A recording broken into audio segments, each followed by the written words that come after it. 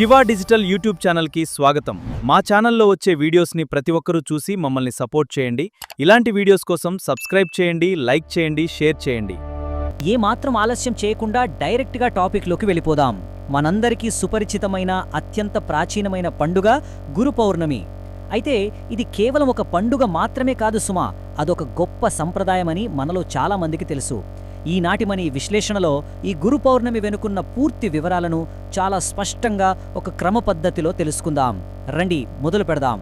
ముందుగా అసలు ఈరోజు మనం ఏమేం కవర్ చేయబోతున్నామంటే, గురు పౌర్ణమి అంటే అసలు అర్థమేమిటి, ఇది 3 మతాలకు ఎలా ఒక పెద్ద పండుగగా మారింది, మనం ఇంట్లో చేసుకునే పూజా విధానం మరియు ఈ పండుగ మనకందించే ఆశీర్వాదాలు, ఇవన్నీ ఒకదాని తర్వాత ఒకటి చూద్దాం. సో మన మొదటి సెక్షన్, గురు పౌర్ణమి అంటే ఏమిటి, అసలు ఈ పేరు వెనకున్న ఆ లోతైన అర్థమేంటో మీరు ఎప్పుడైనా ఆలోచించారా? సంస్కృతంలో ఈ పదాలను విడదీసి చూస్తే దీని అర్థం భలే ఆసక్తికరంగా ఉంటుంది. గురు అంటే చీకటి లేదా అజ్ఞానం అని అర్థం. ఇక రు అంటే ఆ చీకటిని పోగొట్టేవాడు లేదా వెలుగు అని అర్థం. అంటే మనలోని అజ్ఞానమనే చీకటిని పారద్రోలి జ్ఞానమనే వెలుగును నింపేవాడే నిజమైన గురువు అన్నమాట. ఎంత అద్భుతమైన అర్థం గదు. అయితే ఈ పండుగను మనం వ్యాస పౌర్ణమి అని కూడా పిలుస్తుంటాం, అవునా? ఎందుకంటే ఇది మహర్షి వేదవ్యాసుని జయంతి. మన ప్రాచీన సాహిత్యానికి ఆయన చేసిన సేవలు మామూలువి కావు. 4 వేదాలను విభజించి మహాభారతాన్ని రచించి 18 పురాణాలను మనకందించిన ఆయన్ని మనం భక్తిగా ఆది గురువు అని పిలుచుకుంటాం. ఒకసారి దీని చరిత్రను గమనిస్తే ఆశ్చర్యం వేస్తుంది. క్రీస్తుపూర్వం 1500 నాటి వేదకాలంలో మొదలైన ఈ సంప్రదాయం క్రీస్తుపూర్వం 500 నాటికి బుద్ధుడు మహావీరుడి కాలంలో ఇంకా బలపడింది. ఇక ఇప్పుడు 2026 నాటికి చూసుకుంటే కేవలం మన దేశంలోనే కాకుండా అమెరికా, బ్రిటన్, ఆస్ట్రేలియా లాంటి దేశాల్లో గ్లోబల్ స్థాయిలో ఆశ్రమాల్లో వేడుకలు జరుపుకునే స్థాయికి చేరింది. అంటే సుమారు 3000 సంవత్సరాల నిరంతర ప్రయాణమన్నమాట. మరి 2026 సంవత్సరంలో ఈ పండుగ ఎప్పుడొస్తుందంటే, ఆషాఢమాస శుక్లపక్ష పౌర్ణమి తిథిని బట్టి జూలై 29వ తేదీ బుధవారం నాడు ఉదయ తిథి ఆధారంగా మనం దీన్ని ప్రధానంగా జరుపుకోబోతున్నాం. మార్క్ చేసి పెట్టుకోండి. ఇక మన రెండవ విభాగం ఏంటంటే 3 మతాల మహాపండుగ. అవును, ఒకే పండుగ ఒకే మతానికి పరిమితం కాకుండా వివిధ మతాల సరిహద్దులను దాటి ఎలా సెలబ్రేట్ చేసుకోబడుతోందో తెలుసుకోవడం నిజంగా చాలా ఆసక్తికరం.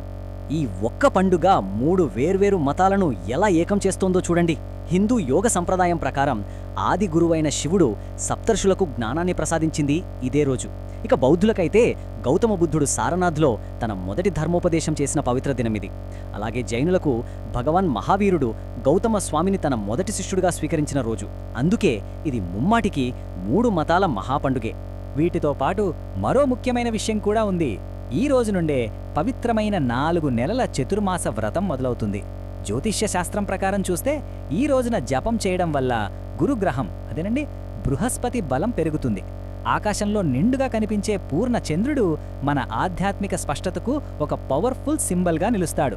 అలాగే ఉత్తర భారతదేశంలో పవిత్రమైన సావన్ మాసానికి ఇదొక శుభారంభం. ఇక మనం 3వ విభాగంలోకి అడుగుపెడదాం. పూజా వస్తువులు, విధానం. థియరీ బాగానే ఉంది, కానీ ఆచరణాత్మకంగా ఇంట్లో గానీ ఆశ్రమాల్లో గానీ ఈ పండుగను ఎలా జరుపుకుంటారన్నది ఇప్పుడు తెలుసుకుందాం. ఇక్కడ మనం ముఖ్యంగా గుర్తుంచుకోవాల్సిన సమయం ఒకటుంది. ఉదయం 4:17 నుండి 4:59 వరకు ఉండే ఈ బ్రహ్మ ముహూర్తం పూజలకు చాలా చాలా పవిత్రమైనది.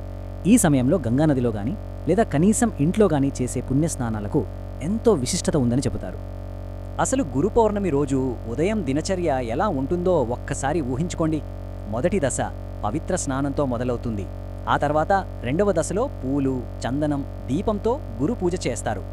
ఇక 3వ దశలో గురుర్ బ్రహ్మ లాంటి పవిత్ర మంత్రాలను జపిస్తూ ఏకాగ్రతను పెంచుకుంటారు. ఫైనల్గా 4వ దశలో ఉపవాసం ఉండటం లేదా అన్నదానం, గోసేవ లాంటి దానధర్మాలు చేయడం ద్వారా ఆ రోజును సార్థకం చేసుకుంటారు. ఇక పూజా వస్తువుల విషయానికి వస్తే ఒక 10 ముఖ్యమైన వస్తువులు అవసరమవుతాయి. గురువుగారి ఫోటో లేదా పాదుకలు, పూలు, అలాగే గురుదక్షిణగా సమర్పించే పండ్లు లేదా మిఠాయిలు, దీపం, అగరొత్తులు, గంగాజలం లేదా పంచామృతం, చందనం, కొబ్బరికాయతో కూడిన తాంబూలం, అన్నదానానికి సరిపడా భోజనం, అలాగే గురుగీత లాంటి పవిత్ర గ్రంథాలు. చివరగా మన స్తోమతను బట్టి సమర్పించే దక్షిణ. ఈ ప్రతి ఒక్క వస్తువుకు మన భక్తిని, కృతజ్ఞతను చాటి చెప్పే ఒక ప్రత్యేకమైన అర్థముంటుంది. అయితే ఈ 2026 గురు పౌర్ణమికి ఒక స్పెషాలిటీ ఉందండోయ్. జ్యోతిష్య శాస్త్రం ప్రకారం ఆ రోజు ఉత్తరాషాఢ నక్షత్రంతో పాటు ప్రీతి మరియు ఆయుష్మాన్ యోగాలు కలిసి వస్తున్నాయి. దీనివల్ల ఆ రోజు ప్రత్యేకంగా లక్ష్మీనారాయణ పూజ చేయడం ద్వారా సంపద, విశేషమైన శ్రేయస్సు కలుగుతాయని పండితులు చెబుతున్నారు. సో మీరు దీన్ని ఖచ్చితంగా గుర్తుంచుకోండి. ఇక మన చివరి విభాగం, ఈ పండుగ ఇచ్చే ఆశీర్వాదాలు. అసలు ఇన్ని పూజలు, ఆచారాలు ఎందుకు చేయాలి? వాటి వల్ల మనకు మానసికంగా, ఆధ్యాత్మికంగా ఏం లాభం అన్నదే ఇప్పుడు చూద్దాం. ముందుగా ఆధ్యాత్మిక ప్రయోజనాల గురించి మాట్లాడితే, గురువు ఆశీర్వాదం మనలో జ్ఞానాన్ని పెంచి అజ్ఞానమనే చీకటిని పోగొడుతుంది. మనస్సుకి ఎంతో శాంతి, సంతోషం కలుగుతాయి. మనం చేసే పనుల్లో అడ్డంకులు తొలగిపోతాయి. అన్నిటికీ మించి మనల్ని మనం తెలుసుకునే ఒక అద్భుతమైన ఆధ్యాత్మిక వృద్ధి కలుగుతుంది. ఎప్పుడూ ధర్మ మార్గంలో నడిచేలా అది మనకు దారి చూపుతుంది. ఇవి కేవలం ఆధ్యాత్మిక లాభాలే కాదు, మన ప్రాక్టికల్ లైఫ్కి కూడా ఎంతో ప్లస్ అవుతాయి. మనలో కృతజ్ఞతాభావం బాగా పెరుగుతుంది. దానివల్ల విద్యార్థులకు చదువులో, పెద్దలకు వాళ్ల కెరియర్లో అద్భుతమైన విజయాలు దక్కుతాయి. గురు శిష్యుల మధ్య బంధం మరింత స్ట్రాంగ్ అవుతుంది. ఓవరాల్గా జీవితంలో ఒక పాజిటివ్ ఎనర్జీతో పాటు సంపద, అభివృద్ధి కూడా తోడవుతాయి. ఈ సందర్భంగా మూల గ్రంథాలలోని ఒక పవర్ఫుల్ వాక్యాన్ని మనం తప్పకుండా గుర్తు చేసుకోవాలి. గురువు అంటే తప్పు చెప్పి దిద్దేవాడు, కేవలం పొగిడేవాడు కాదు. ఆలోచించండి, ఒక నిజమైన మెంటార్కి ఇంతకంటే కరెక్ట్ డెఫినేషన్ ఏమైనా ఉంటుందా? అస్సలు ఉండదు. ఈ మొత్తం విశ్లేషణకు సంబంధించి మనం మెయిన్గా క్యారీ చేయాల్సిన పాయింట్ ఒకటే. గురువులు అంటే కేవలం హిమాలయాల్లో ఉండే మునులు, ఋషులు మాత్రమే కాదు. మనకు జన్మించిన తల్లిదండ్రులు, మనకు అక్షరాలు నేర్పి జీవితాన్ని తీర్చిదిద్దిన ఉపాధ్యాయులు, సరైన దారి చూపించే ప్రతి మెంటర్, వీళ్ళంతా మనకు నిజ జీవితపు గురువులే. వాళ్ళని గుర్తించడం చాలా ముఖ్యం. ఇక ముగించే ముందు మీకో చిన్న ఆలోచన వదిలేసి వెళ్తాను. ఈరోజు మీ జీవితాన్ని మార్చిన మీ గురువుకి ఏమైనా ఒక ప్రత్యేక సందేశం పంపాలనుకుంటున్నారా? జస్ట్ ఆలోచించకండి. వెంటనే ఒక చిన్న మెసేజ్ చేసి కృతజ్ఞతలు చెప్పేయండి. వాళ్ళెంత ముఖ్యమో వాళ్ళకి తెలియనివ్వండి. సరేనా? మరిక్కడితో ఈనాటి మన విశ్లేషణను ముగిస్తున్నాను. మళ్ళీ మరో ఆసక్తికరమైన టాపిక్తో కలుద్దాం. అంతవరకు సెలవు.